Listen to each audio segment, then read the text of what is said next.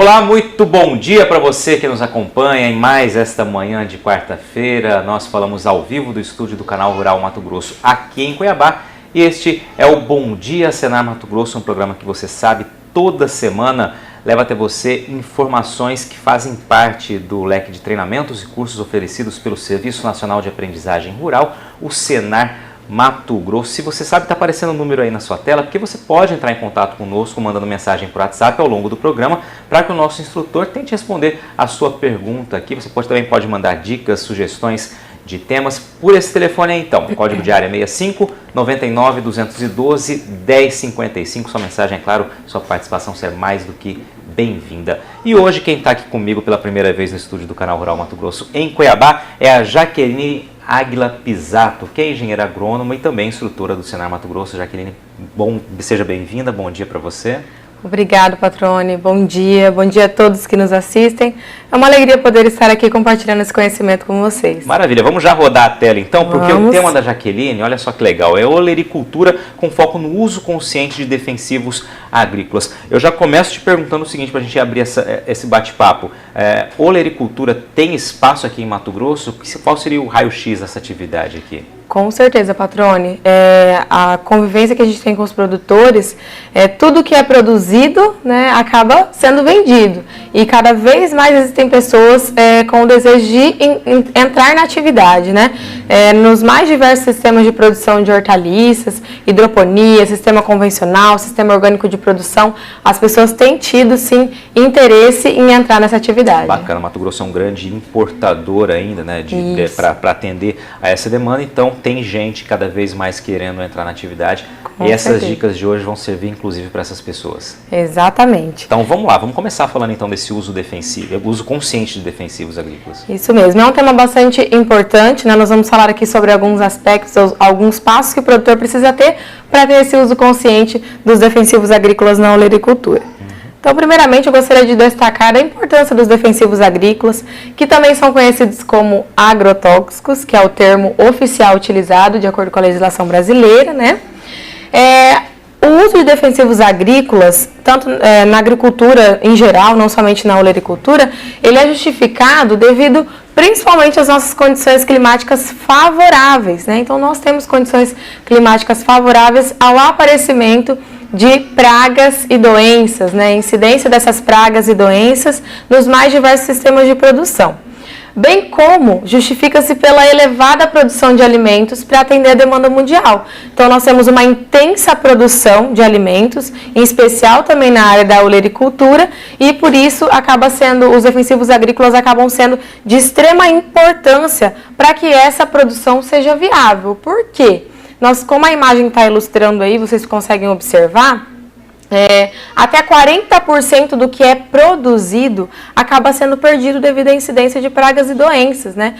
Para ser mais exata, de 26% a 40% do que é produzido. Extremamente expressivo. Extremamente expressivo. Então, se nós não tivéssemos a utilização de defensivos agrícolas, né? Se nós não tivéssemos esse uso, provavelmente essas perdas seriam muito maiores, né? O que acabaria sendo inviável para o produtor. E você destacou um ponto importante, né? Que que diferencia o Brasil de outras regiões, de outros países, né? A gente tem condições propícias para a proliferação de pragas, de doenças, né? Especialmente no clima tropical, né? Você não tem incidência de neve, ou seja, você não tem aquela eficiência natural que a condição climática vai exterminar, vai inviabilizar a permanência da praga, que ao contrário, né? A gente tem essa possibilidade o ano inteiro, inclusive. Isso mesmo. Então, se a gente falar principalmente no desenvolvimento de fungos e bactérias, as nossas condições são ideais para o desenvolvimento desses patógenos, né? Nematóides também acabam se desenvolvendo muito bem por conta dessas nossas condições climáticas. Perfeito. A próxima tela, então, você fala justamente da classificação, da aprovação dos defensivos. Isso. Né? Então, nós estamos destacando aqui a importância do uso, mas também estamos dizendo que essa utilização, ela é revisada, né? É autorizada a partir desses 3 órgãos. Então, a Anvisa, que vai assegurar tanto a questão da saúde, né, da população, a parte do Ministério da Agricultura, Pecuária e Abastecimento, né, que é o MAPA, que vai visar as questões agrícolas mesmo, e o meio ambiente, que vai visar essa segurança do uso de defensivos pela questão ambiental. Então, você aí de casa não precisa ficar preocupado, né? Porque antes que um produto possa ser registrado, ele precisa passar pelo aval desses 3 órgãos para daí realmente poder ser utilizado com segurança na agricultura. Perfeito. Vamos seguir para a próxima tela então, Jaque? Então, o primeiro passo que o produtor precisa realizar, né, para utilizar esses defensivos agrícolas conscientemente, é identificar a necessidade de utilização.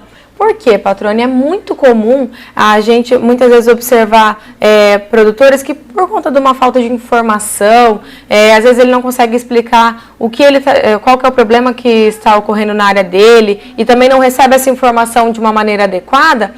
Às vezes o produtor acaba aplicando um inseticida, quando na verdade o problema que ele tem na área é um fungo, né? Então, essa falta de informação, a gente precisa ajustar isso. E como que nós vamos ajustar isso? A partir do monitoramento. Então, o produtor vai realizar um monitoramento diário na área dele. Isso é uma tarefa diária dele, né? O produtor que nos assiste, com certeza, já é de praxe ele realizar esse monitoramento, para conseguir fazer a identificação de qual é o problema que ele tem na área. Se é um inseto, se é um fungo, uma bactéria, um nematóide, uma planta daninha. Então, qual que é o problema que ele está tendo na área?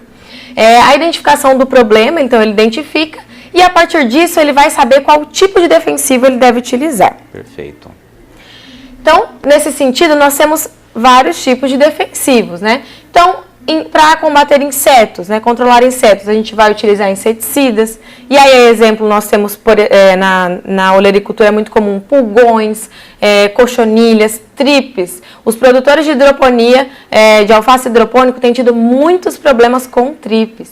A questão do ácaro, então a gente vai utilizar um acaricida que são mais específicos. E aí, exemplo, nós temos o ácaro rajado, por exemplo, que acomete culturas como o tomate. O tomate e as culturas da família das solanáceas, pimentão, berinjela, jiló, acabam sendo campeões no uso de todos esses defensivos agrícolas, né? Uma pressão muito grande de pragas. Uma pressão muito grande. Os fungos, né? Então nós vamos utilizar fungicidas. Os nematóides nós vamos utilizar nematicidas. E para as plantas daninhas nós vamos utilizar os herbicidas. Nematicida, que a gente nematóide, né? Ontem a gente conversava sobre o tema de hoje.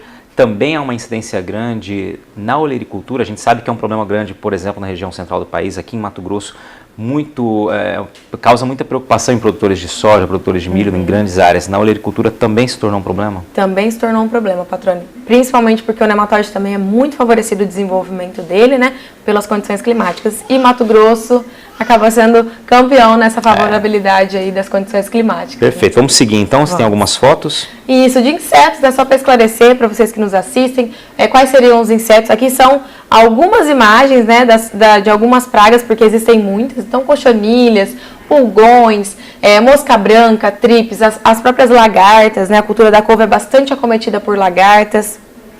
Nós temos aqui os fungos e bactérias. A primeira imagem ali na risoctoniose, a risoctônia é um fungo, tá? Que acomete a cultura da alface, e a podridão mole é ocasionada pela ervínia, que é uma bactéria que também acomete a cultura da alface. Essas fotos aqui são alfaces, então. Alfaces, as duas são alfaces. Perfeito. Os nematóides, a exemplo, o que mais tem ocorrência na olericultura são os nematóides de galhas, né? Que ocasionam esses sintomas das galhas, que é ocasionado por espécies de meloidógene. Então, aqui nós temos a exemplo da cultura da alface, a cultura da couve-flor, do brócolis.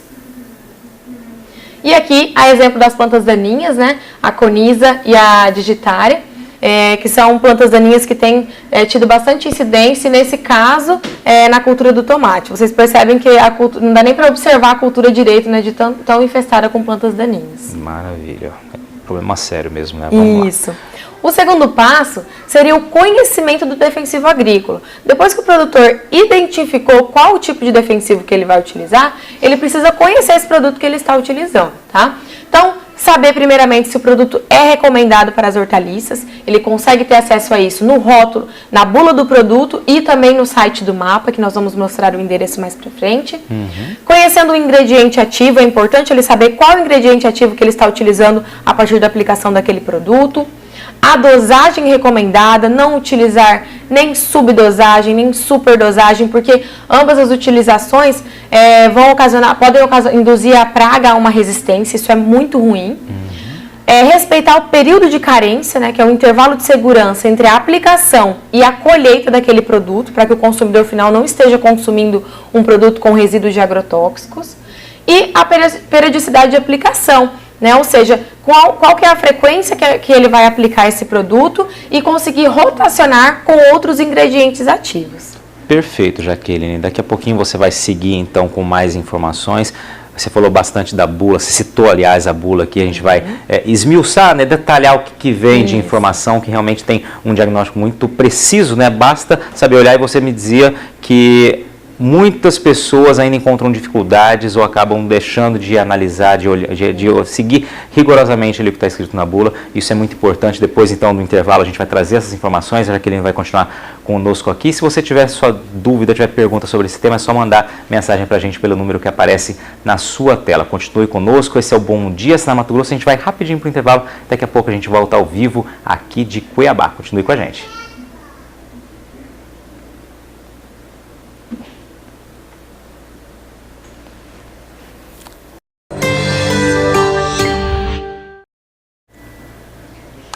Estamos de volta ao vivo de Cuiabá, este é o Bom Dia Senar Mato Grosso. Essa semana falando sobre a importância do uso consciente de defensivos agrícolas na olericultura. Comigo aqui no estúdio a Jaqueline Águila Pisato, que é engenheira agrônoma, instrutora credenciada do Senar Mato Grosso. Jaqueline, você já trouxe um panorama sobre o uso consciente do defensivo, a importância, né, num país tropical que tem uma pressão muito grande de pragas e doenças, e destacou ali que para cada problema você tem um produto específico, né, uma linhagem específica de produto. E chamou a atenção para a leitura da bula. Com isso que a gente abre agora esse bloco. Fica à vontade. Isso mesmo. Esse é um passo muito importante, né? Para que o produtor possa ter realmente conhecimento daquelas informações que falamos no bloco anterior, dos defensivos agrícolas, ele precisa consultar a bula do produto, né? Então, às vezes ele vai ter, com certeza, essa bula juntamente com o produto mesmo que ele adquire. De repente, se perdeu por algum motivo, ele tem acesso ao site do MAPA para poder consultar, tá? Aqui nós temos um exemplo de uma bula de um inseticida recomendado para a cultura do tomate, tá? Ali a gente consegue observar as pragas que podem ser controladas.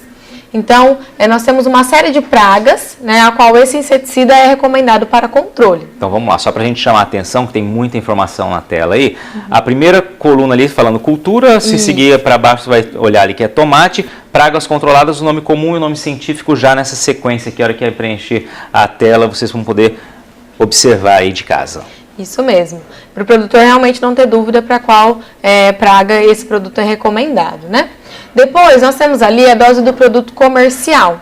E essa dose, como nós falávamos de subdosagem e superdosagem, é importante que o produtor aplique exatamente a dose recomendada. Por quê? Antes que um produto possa ser registrado e lançado ao mercado, são realizados diversos estudos para conseguir formular essa dose comercial, que é suficiente para controlar a praga, né, a doença, a planta daninha, sem ocasionar danos, né, ao ambiente, né? Então aquela dose necessária recomendada para efetuar o controle, tá? Vamos ver uma dúvida aqui. Por exemplo, se eu tenho na minha plantação de tomate, a lagarta rosca pede aqui 50 ml de água a cada 100 litros, do produto a cada 100 litros de água. Isso. E se eu tenho uma outra praga, por exemplo, percevejo rendado, que é 30 ml, qual das duas eu uso? Se você tiver as duas pragas na área, você vai utilizar a maior dosagem. Sempre a de maior dosagem. Sempre a de maior dosagem. Por quê? Se você utilizar a menor dosagem, você não vai conseguir controlar a lagarta rosca, né, que precisaria da maior dosagem, e poderia, com o passar do tempo, induzir essa praga à resistência, tá? Então, sempre utilizar a maior dosagem. Um alerta importante aí, né? Esse risco da resistência, aliás, é extremamente importante. Existe, né? Então, às vezes o produtor pensa, vou usar uma dosagem menor para economizar um pouco o produto, ou vou usar uma dosagem maior porque daí eu faço só uma aplicação. Não. Utilize sempre a dosagem recomendada. Perfeito. Tá? Ali o número máximo de aplicações, também até mesmo por essa questão de resistência, né? Então faça tantas aplicações que serão suficientes para poder controlar, né? Tanto pelo ciclo da praga, quanto pela questão da resistência. E aí a gente já frisa também o produtor conhecer o ingrediente ativo para ele poder rotacionar com outros produtos. Então, é importante ele conhecer o ingrediente ativo porque nós temos diversos nomes, marcas comerciais. Às vezes ele vai lá e acaba comprando o produto com o mesmo ingrediente ativo, né? Sem saber, às vezes ele não se atentou para isso. Então, ele consegue adquirir um produto com um ingrediente ativo diferente, porque ele já sabe que o outro ingrediente ele já tem e consegue fazer a rotação com esses produtos, tá?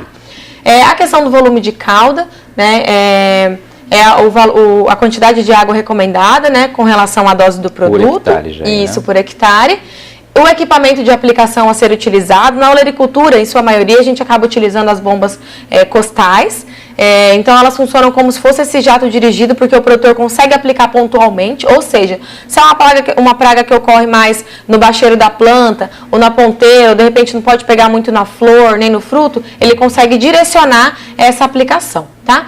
E, por fim, o intervalo de segurança. Eu gostaria de frisar muito a questão do intervalo de segurança, também conhecido como período de carência, que é o intervalo recomendado entre a aplicação do produto e a colheita. Por exemplo, esse produto tem um intervalo de segurança de 3 dias. Se o produtor aplicou hoje e já está próximo à colheita do produto, ele só vai poder colher daqui 3 dias ou mais, né? Não pode colher antes de 3 dias, porque senão vai constar um residual muito grande no produto em si, e se o consumidor final adquirir, ele vai estar também ingerindo essa contaminação. Ou né? seja, tem todas as informações, é uma bula de remédio conforme, né, da mesma forma que nós utilizamos. Vamos seguir então? Vamos. Também é importante a gente frisar a questão da classificação toxicológica e a classificação ambiental. Nós vamos encontrar essas informações rapidamente no rótulo do produto, né? Aquela etiqueta que vem pregada no produto e aí, juntamente nessa etiqueta, a gente tem a bula. Então, nós temos dois itens, né? Então, essa classificação toxicológica e ambiental, ela se refere à periculosidade do produto. Se ele é extremamente tóxico, como a classe 1, e aí a classe 1 na classificação ambiental, altamente perigoso ao meio ambiente.